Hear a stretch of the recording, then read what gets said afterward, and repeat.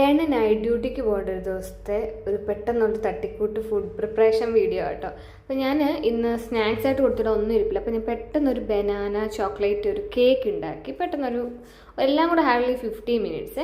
അത് കഴിഞ്ഞ് ഞാൻ ഡിന്നറിന് കൊടുത്തു വിടുന്നത് ഇത് അസ്പാരഗസ് എന്ന് പറഞ്ഞാൽ ഈ ശതാവരി എന്നൊക്കെ പറഞ്ഞിട്ടുള്ള ചെടിയുടെ ഇനത്തിൽപ്പെട്ടിട്ടുള്ളതാണ്. ഭയങ്കര ഗുണമുള്ള, അതിൻ്റെ കൂടെ തന്നെ ബേബി കോണും അത് ഗ്രില്ല് ചെയ്യുമോ എങ്ങനെ വേണമെങ്കിലും ചെയ്യാം കേട്ടോ.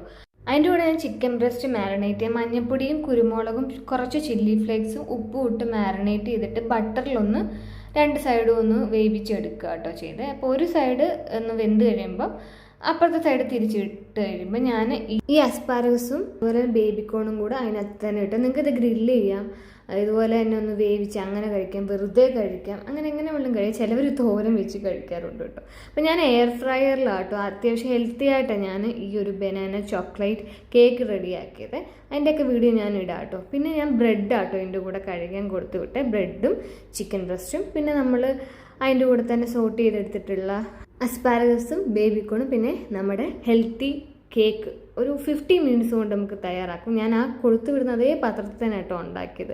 അപ്പോൾ ഇതെല്ലാം കൂടെ ആയിരുന്നു. പിന്നെ അതിൻ്റെ കൂടെ ഞാൻ കുറച്ച് ഗ്രീക്ക് യോഗട്ടും കൂടെ ആഡ് ചെയ്യുന്നുണ്ട് കേട്ടോ.